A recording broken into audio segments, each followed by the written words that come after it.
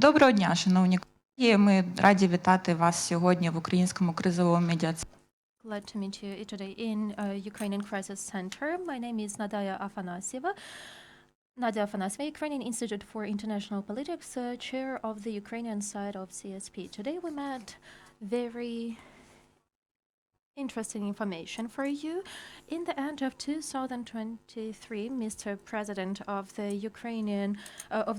EESC, Röpke, launched the initiative to establish the status of enlargement candidate members to engage civil society representative, and 9 members were suggested.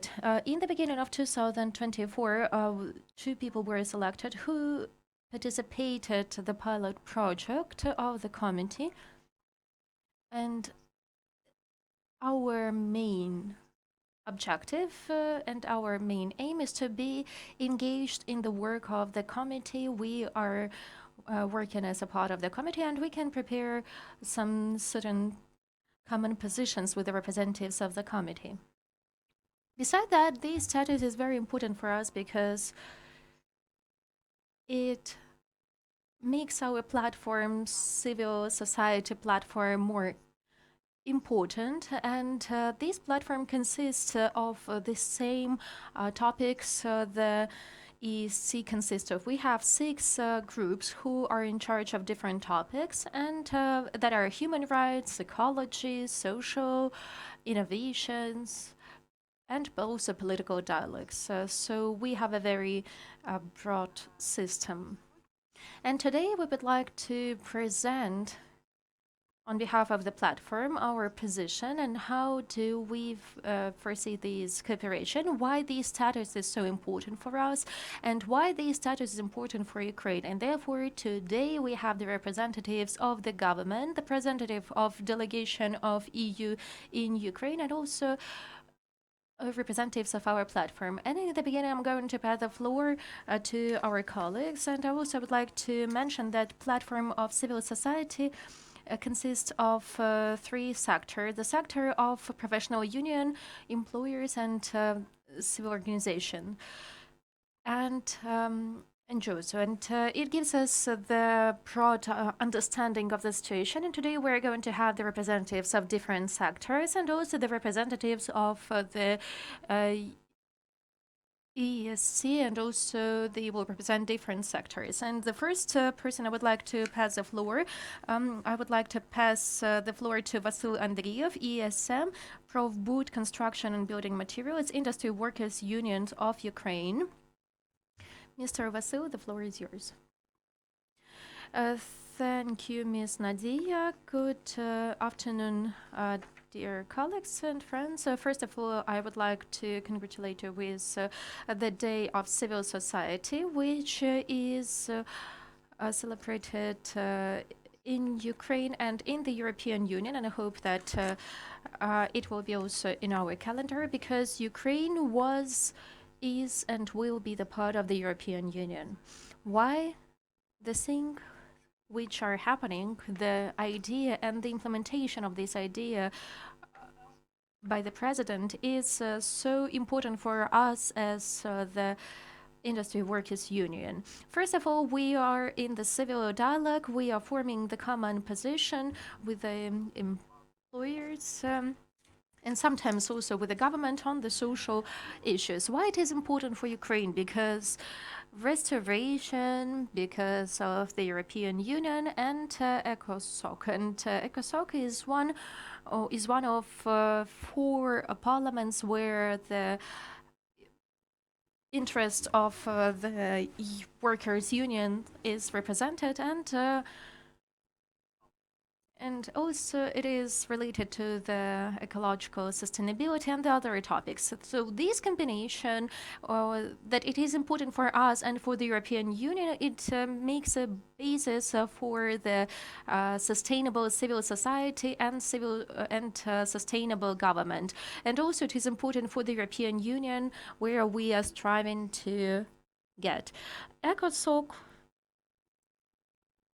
is already engaging us to form the position, engages us to the feedback on the processes and reforms which are happening in Ukraine. And Ukraine has to go through a very long way to become the member of the European Union. And this way can be curvy or it can be well planned, and the one which meets both the requirements of Ukraine and the European Union. We have lots of problems with our neighbors, and I guess that everyone in Ukraine knows these problems. But the borders are not the only problems we have, not the only problems with the European Union. At the moment, we have a call of experts who are going to evaluate a few chapters of the negotiations with the European Union, and not only workers and business have to be involved, and also those who are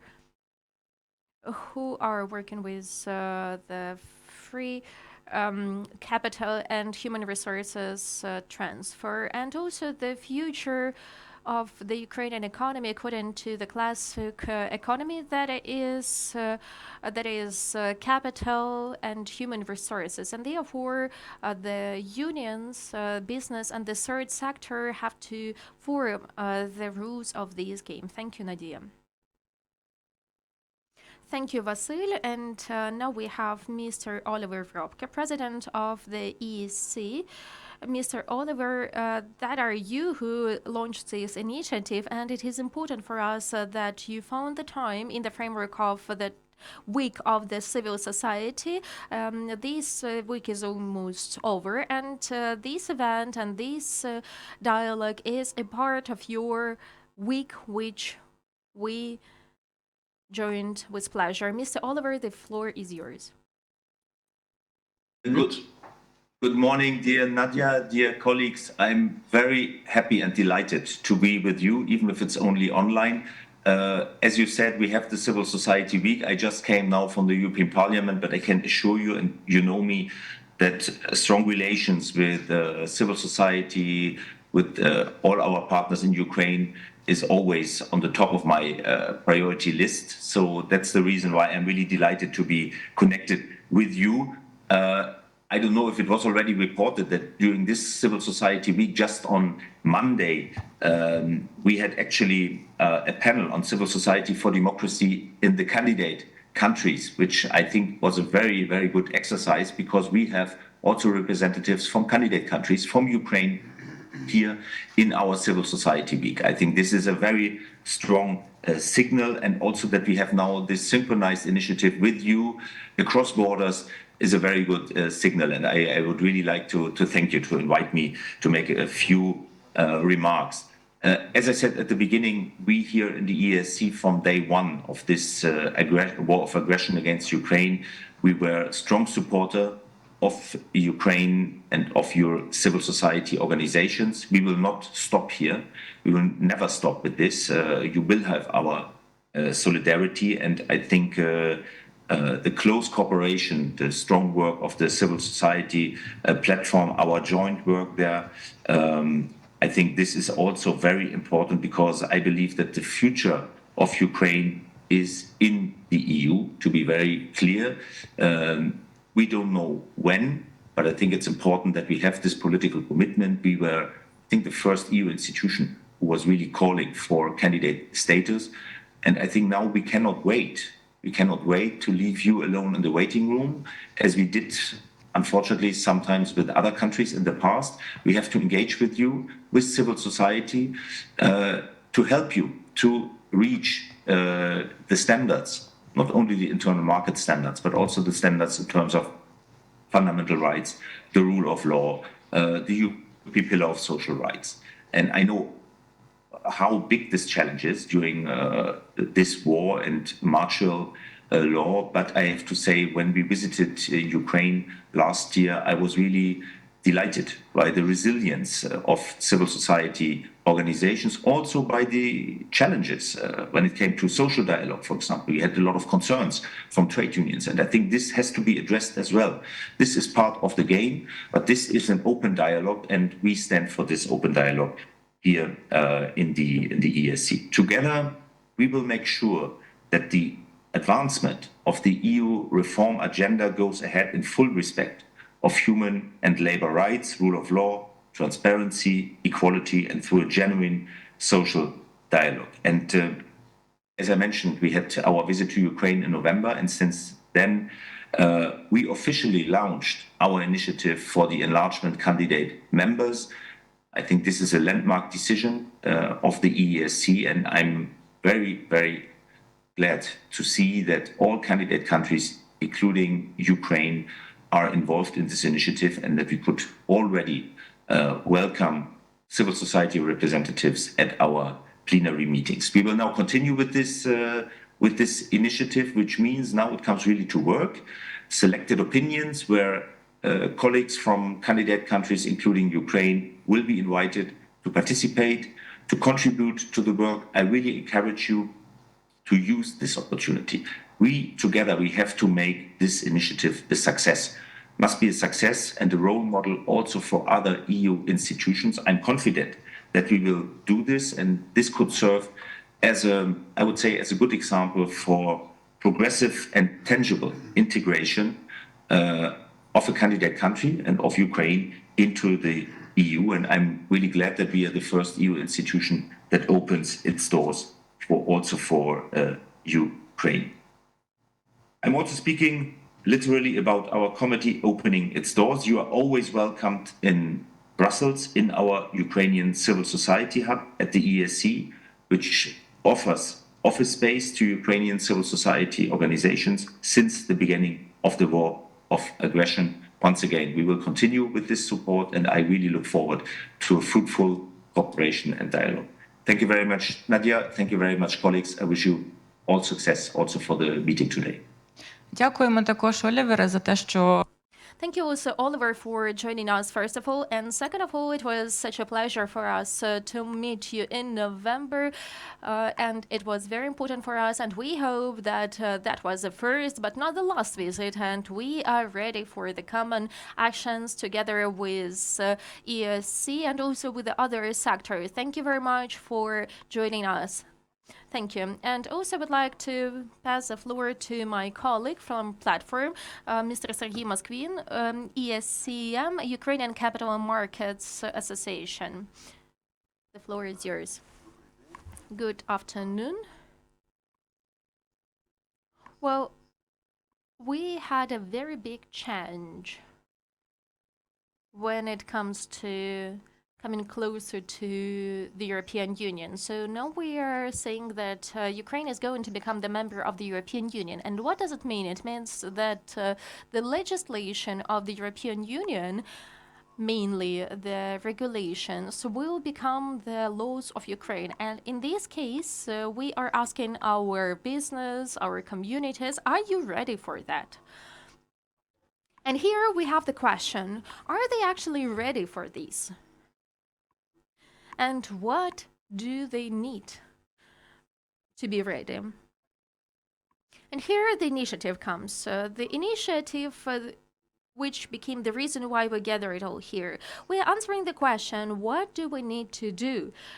We need to have an impact not only on the legislation of Ukraine, but which our organization are doing currently, and also the legislation of the European Union. Now we have this opportunity thanks to the relations with EESC. And here we have a few directions. First of all, when we have any kind of draft laws of the European Union which are related to Ukraine, in this case, we have to participate it, both our civil sector, our professional unions, and our business. And then if we are implementing some projects, for example, our organization is currently implementing the project with the Renaissance and we have the capital project. In this case, we need to have a constant contact with EESC, with the expert, and we need to understand how the European legislation changes, because without the understanding of these changes and without it's hard for us. It will be hard for us to do something in our country, and we hope for this kind of cooperation. Another interesting detail is that if we adopt some legislation or regulation from the European Union, in this case, there is a adaptation period, and there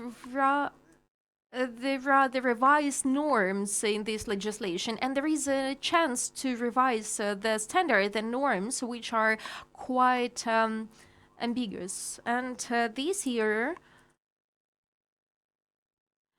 in our legislative act, so we find this term because we are able to revise the documents, the legislation, and we can understand what is needed to be changed in the European legislation, which will later become the Ukrainian legislation, and to have an impact on this legislation together with our experts, the same as us, through Microsoft.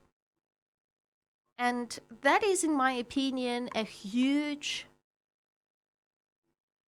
impact and huge success we can see when implementing this initiative. That is solid work on joining Ukraine to the European Union. Thank you.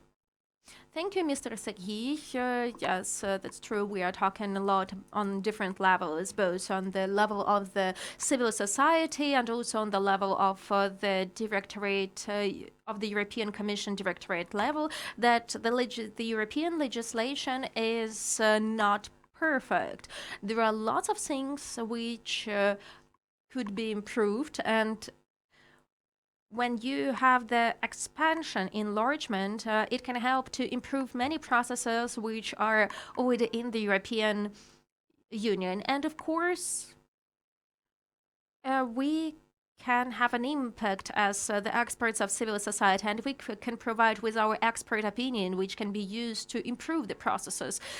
So now I'd like to pass the floor to Marcin Nowacki. He is online with us. That is a EESC member, chair of the EU side of CSP, vice president of the Union of Entrepreneurs and Employers.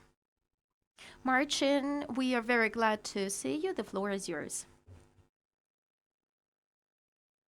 Nadija, thank you very much, and good morning to everyone.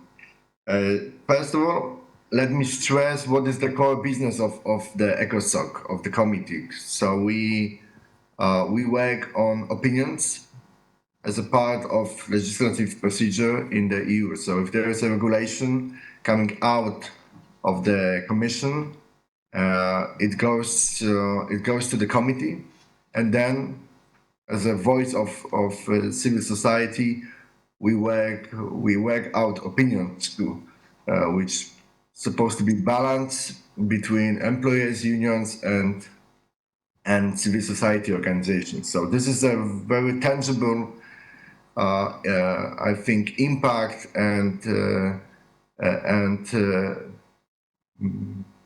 product that is delivered across EU institutions. So your voice now is a part of that process. So basically, what is the enlargement initiative about is that we invite civil society from candidate countries to join most important opinions, the work on opinions, on a regular basis. It means that, let's say, there is right now, I think it was last week or 2 weeks ago, we discussed the initiative of a Blue Deal. There's going to be another opinion on Blue Deal at the ECOSOC, and your representatives will be the part of the study group that work out the opinion of the ECOSOC on the Blue Deal. And you basically join the study group as our colleagues. You have the same kind of,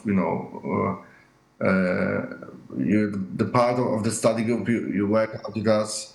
You present your input, and finally, of course, we go into specific stages of the workflow at the committee. So I think this is very specific, very tangible, and very fresh initiative of President Röpke, which is also a kind of, the message to other institutions. I know the Parliament, in a way, is really jealous that this is now happening in the committee. And the great thing is that we have resources, we have the capacity, because of you, because of your long-term involvement within the civil society platform, to deliver that work, to deliver the specific opinions. And one sentence about the enlargement itself. This is one, or I would say, the priority of the House, of the ECOSOC now, to kind of boost the work on the enlargement. We see that, given the circumstances and the large-scale invasion, we have the momentum to really push for the enlargement. The pace is kind of, it is surprising to number of stakeholders. But it's a very good thing to use the momentum and to make sure that we do as much as possible to bring Ukraine and other member candidate countries closer to the EU. Ukraine, of course, as you see, amongst candidate countries, is on the top. It's top country and the top pick to join the EU.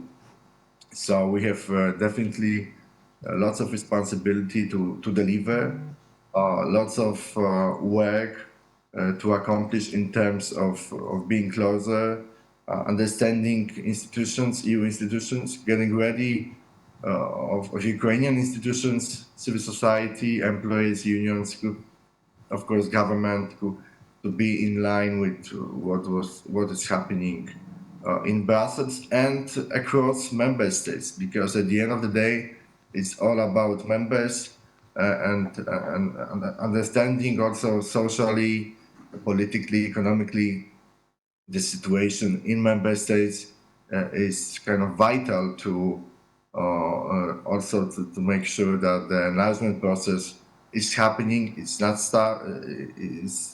stopping, and that we have the whole mapping of stakeholders that can support the process. So again, I'm glad to be the part of the ECOSOC at the time that this is happening. Thank you. Дякую, Марчине.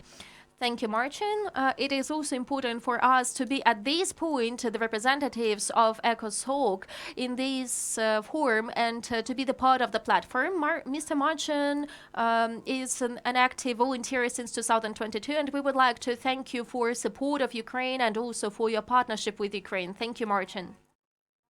I would like to pass the floor to Mr. Ivan Kulchytskyi, NGO Agency of European Innovations, Working Group number 6, Science and Technology, Information Society, Education, Training and Youth, Culture and Sport. Mr. Ivan, lots of different topics. I would like to pass the floor to you, but please keep the time. Thank you very much. Thank you very much. I will try to be brief. Dear friends, we are talking about Ukraine as a member of the European Union, and we understand that we have to have some certain economical and social level. Innovations in the European Union is the driver of the development of the country, and we know that EESC is a part of the European policies, and I know that what was discussed on these groups. And Ukrainian groups are very active, and we would like to thank the European Union, EESC, that there are some certain topics and groups which create new opportunities for us. But we would like to see the better level of implementation of different results, for example, in agro, in energy and ecology and health and healthcare and the others. Very often the programs which are suggested to the European Union and discussed with the ministry, they are not taking into account the technological developments and they are quite innovative. And here we rely on EESC, and we would have the access to some policies for us to be able to tell the opinion of our stakeholders which understand the legislation, because the international organization, they do not always understand the international legislation.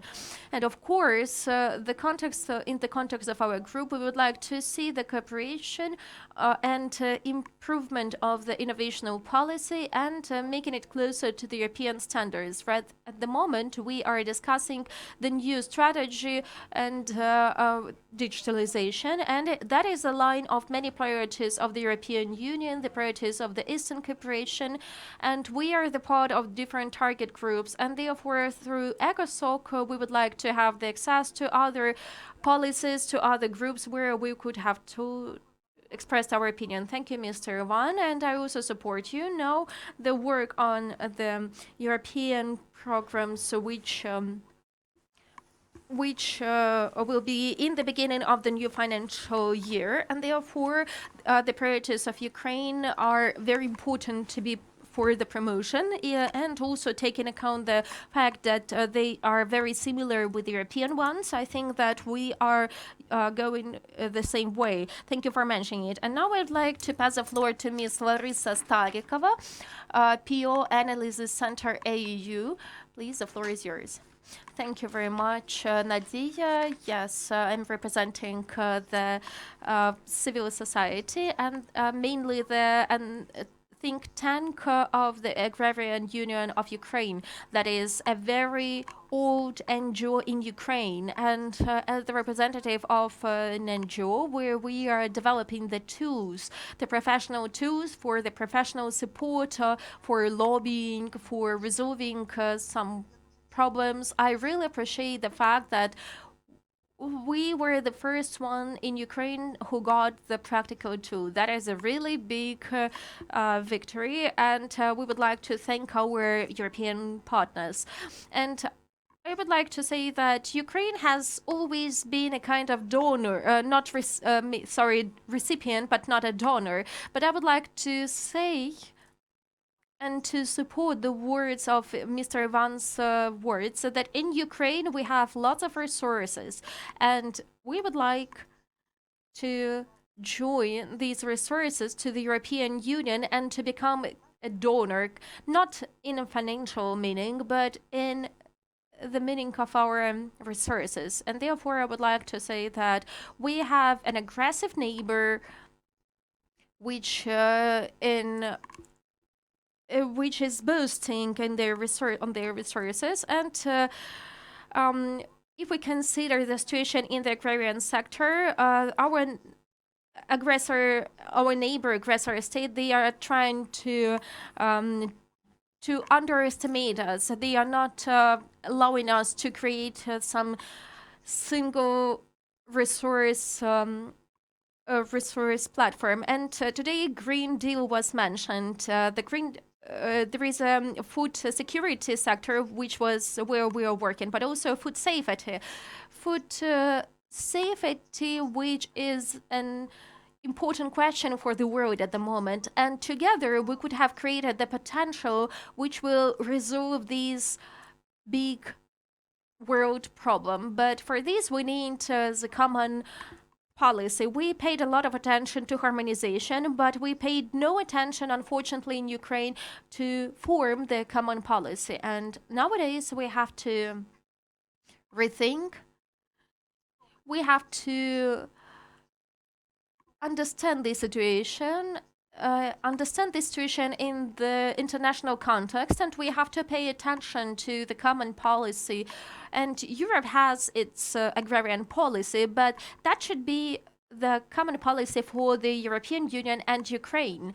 And policy is sustainability. Policy is the guarantee that your objectives will be reached, and we would like to become the part of this policy. Thank you, Ms. Larysa. Yes, I agree with you on the resource topic. We talk a lot about this topic with our European colleagues, that our biggest resource is human resource, the skills and the knowledge, and it doesn't matter where do we work. Nowadays, taking account the condition, our governmental institutions and civil society, we receive lots of experience from, and we are working on the skills which cannot be compared to what you can find in the European Union. And therefore, we are talking about the experience exchange and understanding on how we are moving forward and how we can use the skills of each other. And now I would like to pass the floor to Mr. Andris Gobins, EESC member, president of the European Movement Latvia. Andris is also an active representative of our platform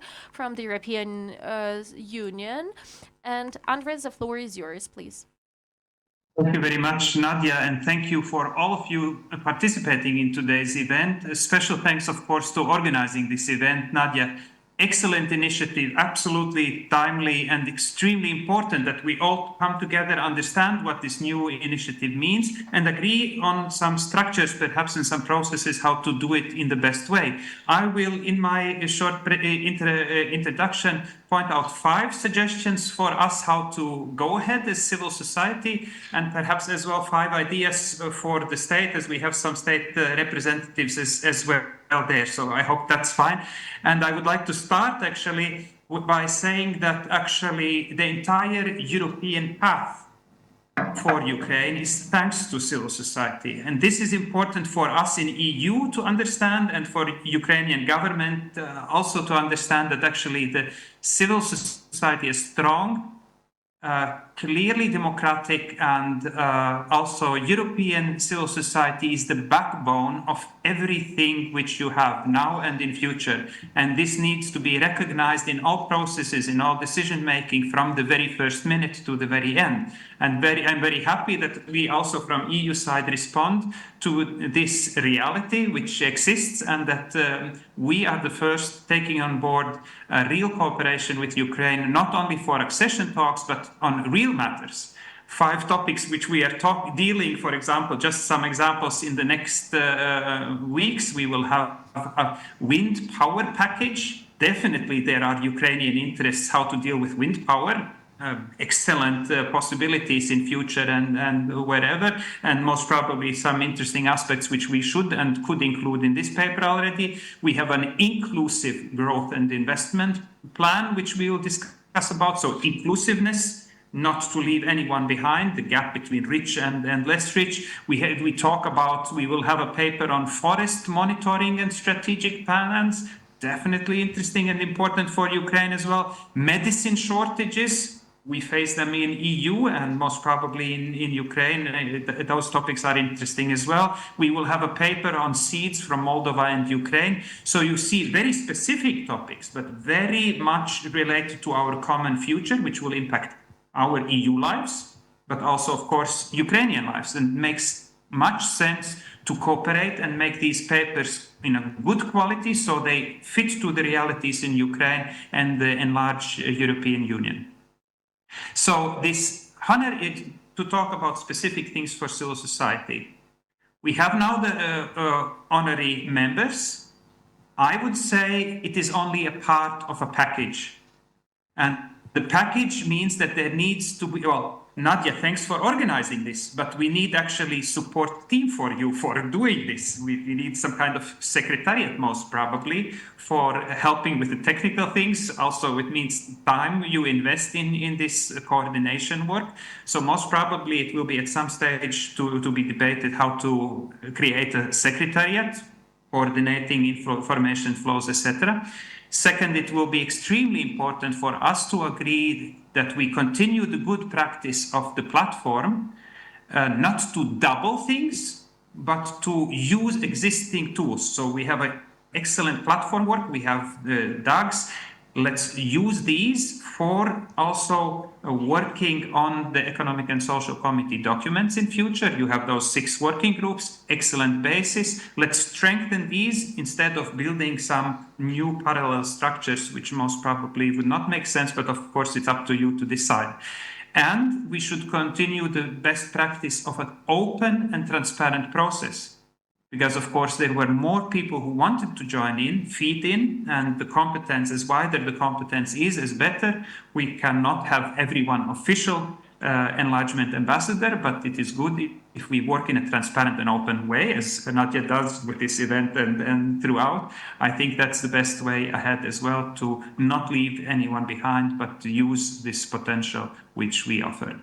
So, Secretariat, transparent and open participatory approach, using existing structures, widen them, strengthen them, and then actually some perhaps already wider topics is to see how we can already start now to strengthen those European basic rules, which is actually a partnership principle at a very local level, where governments do not make any decisions without consulting with civil society and other players, that these principles from a very local level up to the state level is done in a proper way, and that people are listened to, and that they participate in decision making, the entire reconstruction of Ukraine process to make Europe really, Europe and of course Ukraine as part of it, as a very green, modern and civil, strong democracy as it is now already in future.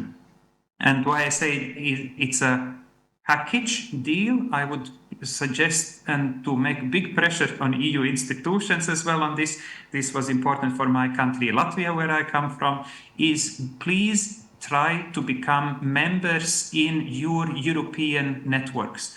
Because all organizations, whether it's environment, social, business, wherever, there are organizations at EU level, as stronger you will be in these networks, as less stereotypes we will have in our brains and minds, because you will help us, you will need to help us as well to understand realities, and which means a hard education process for us to learn that actually reality is about Russia, reality is about Ukraine, that you are Europeans, we have to understand it, and best understanding is through real cooperation. So this is the last 5th point on civil society. And if I might just, sorry for talking so long, but just 5 ideas perhaps for state level and for the entire integration process, what to be learned from Latvia. First of it, EU integration should be under the Prime Minister. Well, you have a Vice Prime Minister. That's much better than inline ministry. In Latvia, we made a mistake. We started with Prime Minister, but now it's a foreign ministry, which is complete disaster. Well, disaster, because coordination strategy is better to have it under the Prime Minister. Second, you need the right structures where civil society can play a role. Perhaps it's the time to think of an Economic and Social Committee in Ukraine. So to start now, where the window of opportunity is open, and to say, okay, we want the platform to be transformed in an Economic and Social Committee with a secretariat, with all the possibilities and impact on legislation at national and then on EU level, because both are closely linked. Third suggestion for state level, and this links also to civil society, be self-confident. Don't only react on the things which we do, because there will not be a lot of opinions which we involve you. Ask for more. And we will definitely, I personally can promise that I will do my utmost to feed in Ukrainian ideas also in other opinions, forest, windmills, whatever, already in an earlier stage, and we can practice in a wider spectrum than the minimum which is now agreed on in the Economic and Social Committee. And there is enough things Ukraine can be super proud with, and I would start actually with the security factor. European Union is not able to defend itself, to protect its democracies and freedoms. Without Ukraine, we will be lost. And that's the basic thing, which we cannot talk about green energy, democracy, if we don't have basic freedom from Russia. And this is not able without Ukraine. So self-confidence, energy sector, feeding the world, sustainable development goals is not possible without Ukraine. You play a key role on world level, and of course EU should use this potential as well. So be self-confident, set agenda, not only wait for comma changes or reaction. And just two more strategic communication things.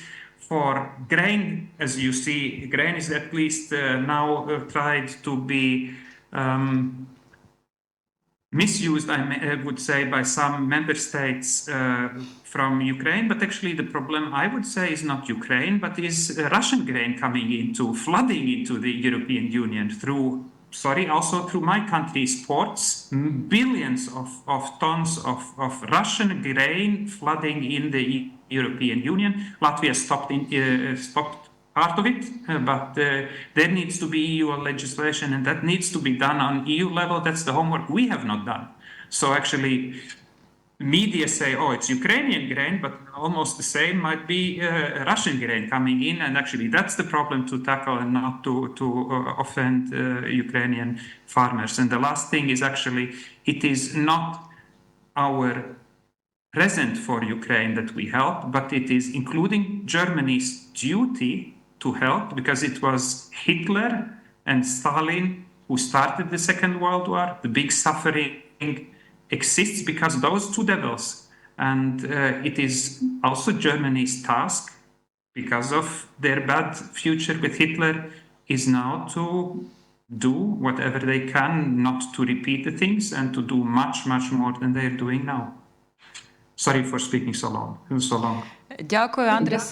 Завжди Thank you, Andris. It's always interesting to talk to you about the systematic approach. I really like it a lot, and also would like to say that initiative of this organization was made together with a platform. So that was not just me. I have the colleagues who support me, and I really appreciate our colleagues who are watching us today online and those who are today with us. Thank you, Anderson, for very systematic recommendations, and I think that we will have a lot of things to discuss offline. Thank you very much. And I would like to pass the floor to Mr. Oleksandr Vozniuk, Human Rights Community of Disabled Persons. He is online with us. Good afternoon, dear colleagues. Unfortunately, I hear you not that well. Probably that are the problems with the internet. So what I would like to mention is I'm representing group number 2 of the platform, and that is justice and human rights and freedom. So what does it mean? That is the basis of anything we are talking about. So our colleagues sent very good messages, but human rights and justice, that is at the highest value of the democracy. Whatever we do for the people. And what we would like to underline, we as civil society, because I'm representing the civil sector and also the community of disabled persons. So that is a new justice system in Ukraine. That is a thing we would like to do in Ukraine. And at the same time, it is very important to mention the question of anti-corruption tools, because unfortunately, without so-called surgery interaction to the anti-corruption tools, so we would not be able to move forward. Another important question is the quality of the level of the law enforcement without some political shade. But for example, if the human rights are violated or the group of people are violating the human rights, in this case it has to be stopped. But after the full-scale invasion of the Russian Federation in 2 years, we have increased the number of disabled persons until at the moment there are 300,000 people who got this status, and we as a country, we are not able to provide them, or we have to be focused on on creating the platform for these people to employ these people. And it means that we have to provide the access to education, to new professions. Also, we have to understand that we have the question of veteran policies, and lots of our servicemen are coming back and returning, and there are lots of movement of veterans who have to take care of them, and they have to be provided not only with the rehabilitation tools, but also that is just a preliminary support we have to provide. But we have a bigger task. In this way, we have to involve one in the economical activities. So these people have to be independent. These people who participated military actions or lost their house. Our aim as a civil society has to help the human resource despite the physical limitation. Therefore, our task is not to expect the support from the partners. We have to be active in this cooperation. And the most important thing is that we would like the government to understand that the Civil Society Institute will bring Ukraine to the European values and European tools. And the civil society is the one that are not the vice ministers or vice presidents, because all the deputies of the parliament, all of us are the representatives of civil society, and I have mentioned for that for many times. So the communication models will change, and people will evaluate the civil society and the tools, but the most important thing is that the policies and the civil society, we have to pass the same exam. We have to get closer to the European Union and to the European values. And the most important thing is that without these tools of justice, without the justice protection, without interactions or so-to-call anti-corruption model, and only in this case all our messages will be successful. Only we as a civil society can do that, not some state officials or institutions which consider that they are the ones who can resolve these issues. So we, the people who are unfortunately losing their physical abilities, so we have to involve them, engage them in the economical activities. And therefore we are talking about NGOs, about professional unions, because civil society is the most powerful tool which can create the new opportunities. Thank you, Oleksandr. And I would like to go to our colleagues from the government. Thank you very much for joining Oleksandr Ilkov, Director General of the Government Office for Coordination of European and Euro-Atlantic Integration. It is important for us to understand how we can interact together, especially when it comes to negotiations. It is important for us to go together. It is important for us to work as a team, and we know that there are some new opportunities in the framework of the expert on the recommendations chapter, and therefore, what is your understanding of this cooperation? We would like to hear it, please. The floor is yours.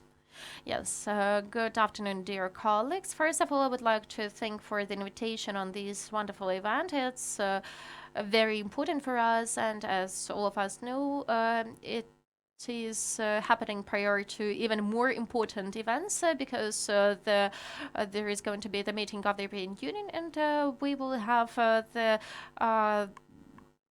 full-fledged negotiations with the European Union. And I would like to greet the civil society and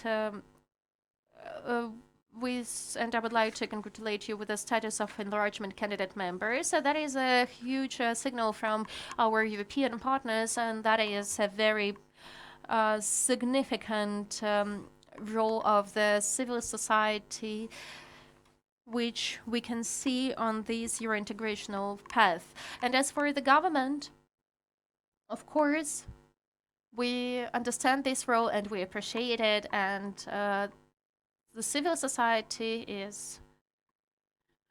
has always been the partner of the state officials and the contribution of the civil society to our legislation and making it meet the European standards is like at most important. And among the last important things you've done, I would like to mention the support of the analytical center, the representatives of the civil society when fulfilling the survey when we were applying for the EU candidate member, and thank you very much for that. And now I understand that after December 2023 and the decision on negotiations with Ukraine was approved, the number of the tasks we have now is even bigger.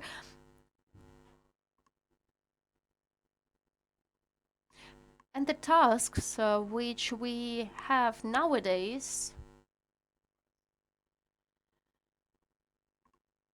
we won't be able to resolve without the support of the civil society. I would like to name a few key things we are working on, and I will try to answer the question on how we see the engagement of the civil society in the processes. So let me start with the process of the official screening of the Ukrainian legislation, and that were actually not us who started that, but the European Commission. So at the moment we are on the first stage, that is so-called stage of the explanatory meetings, where the European Commission presents us some provisions, and we are discussing every provision. So far we had the first meeting, and I guess the main chapter which was mentioned by my colleague, that is the chapter number 23, the human rights and law of justice. The next week we are going to talk about more practical things. We are going to discuss the internal market chapters, and I would like to announce that on the governmental website and also on the pages of the on the webpage of the vice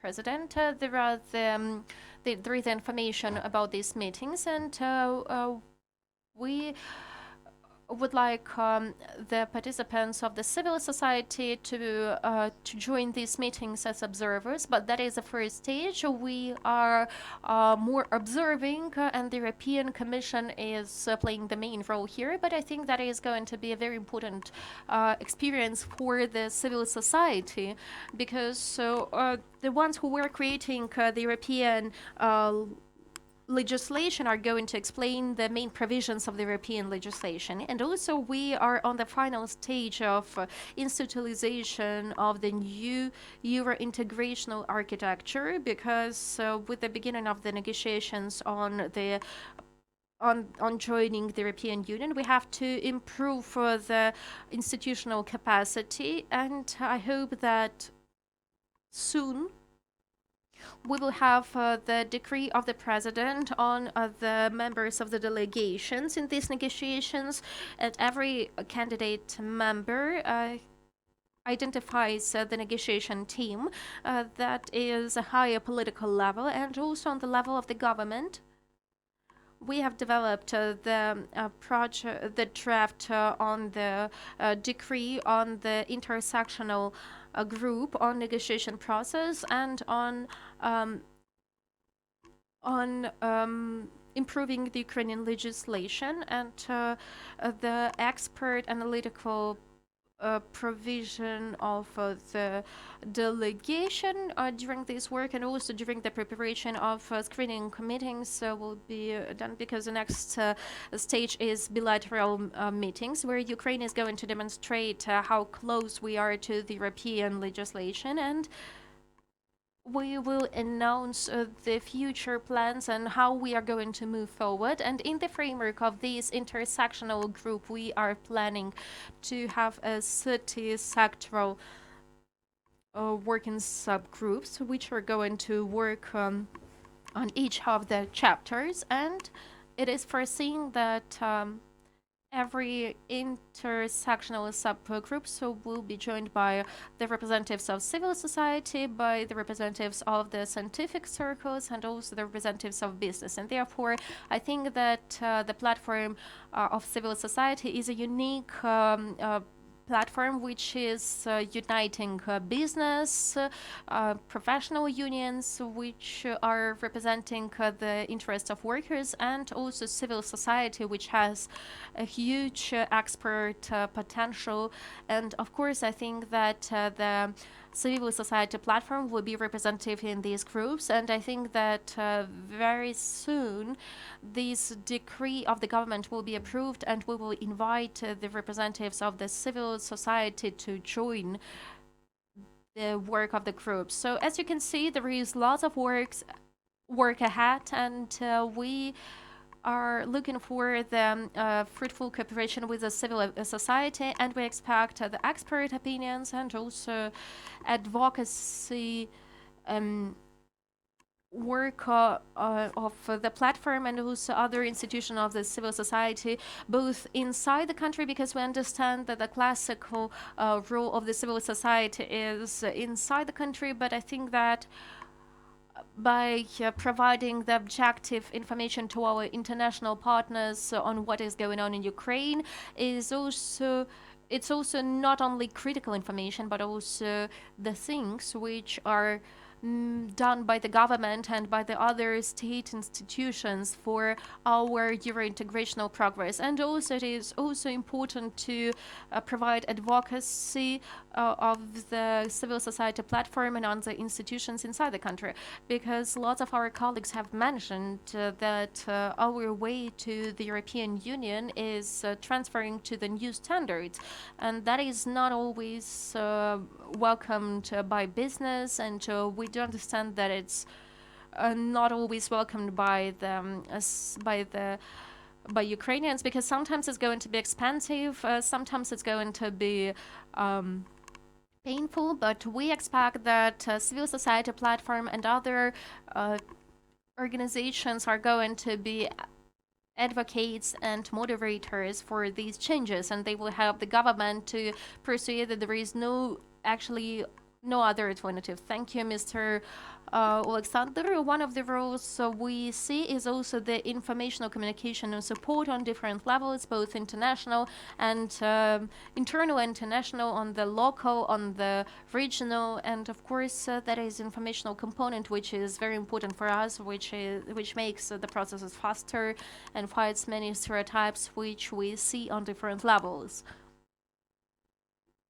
In December, we were celebrating 30 years of the European Union in Ukraine, and your role as delegation, as the team, you work with different ambassadors and different representatives, and it has been always important for us. You participated different events, and you had lots of initiatives, and I would like to introduce the head of the head of section of good governance and rule of law, EU delegation of Ukraine, Mr. Asyr Santilyan.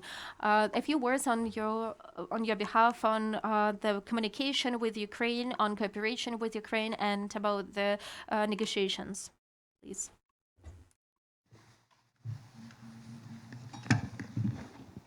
First of all, thank you very much for organizing this event. I think that is it's very important to have the chance to engage with the civil society in a process like a European integration. It is challenging to be one of the last speakers, because the majority of the main principles that have been mentioned already. But for the European Union, it's very important, to acknowledge that civil society is one of the perhaps the fourth pillar of the modern democracy. It means that we have, for instance, employers and employees, they create and grow. We have associations of professional associations and trade unions that they are key in social cohesion. specialized NGOs, they work on human rights. They ensure that no one is left behind. They are working on disinformation, as you all mentioned. They also produce shadow reports that are very important for us.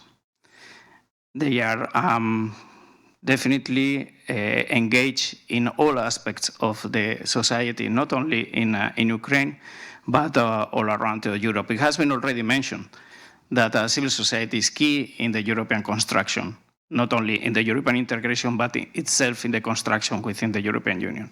And this is and this is particularly important in a situation like the one that we are facing today in Ukraine. As civil society was at the front line at the very beginning of the full-fledged invasion, providing services and ensuring services to those that were more in need together with municipalities. And this is something that we need to acknowledge. In this regard, from the delegation you mentioned, I mean, we have been here 30 years already in the country, working together with Ukrainian partners. And among other things, we are supporting the civil society with grants and with different funding. We have more than 100 million euros today with civil society, and because among other things is in our own interest, is in the interest of the European integration and the European construction of Ukraine. All the references that I have mentioned about the roles of the civil society are supported by us because it's in our own interest in the country. So when you mentioned European integration and the role of the civil society and how we are envisaging or supporting the participation of the civil society, just to mention, these days we are working together with Oleksandr's office and other colleagues within the within the Ukrainian administration to look for ways to ensure the participation of the civil society in the whole negotiations and in the process of integration. There are a number of initiatives on the table that this afternoon, for instance, we are going to have a meeting about that, and we are ready to support. So far, we are at the very beginning of the negotiations, and still we need to take a number of decisions. But the facility has been approved recently, 50 billion euros to support Ukraine, and an important part of the facility will be also directed to the civil society.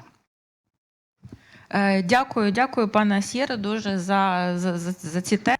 Thank you very much for these theses. So we are discussing that a lot as well, because it's important for us to support the processes which are ongoing at the moment, which are here for 30 years. And I would like to wrap up. I would like to thank all our speakers, because all of us understand that offline we will have lots of meetings, lots of work.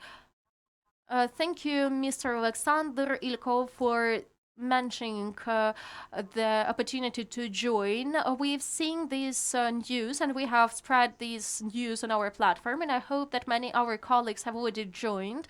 And we are also waiting for the next chapters as well, because in our platform we have 1,500 organizations, and also outside the platform we have the representatives of different organizations as well.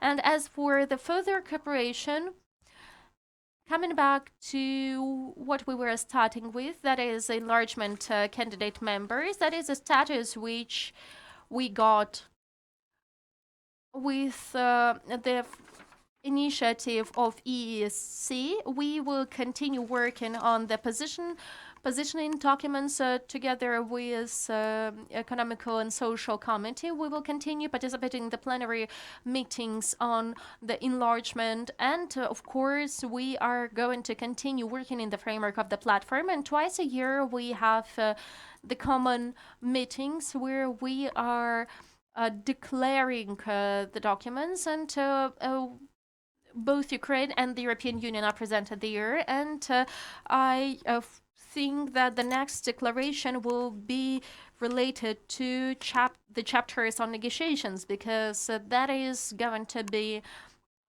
the beginning, the active beginning of the negotiation process, and we will have lots of processes which will be supported by the experts. I would like to thank all of our colleagues for joining, and also would like to mention that this interview will be broadcasted by the Ukraine Crisis Media Center. It will be in Ukrainian language and English language, and also on the Facebook of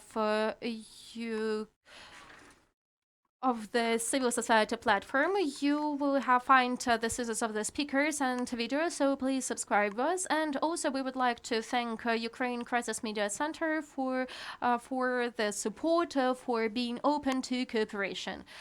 Have a nice day and see you the next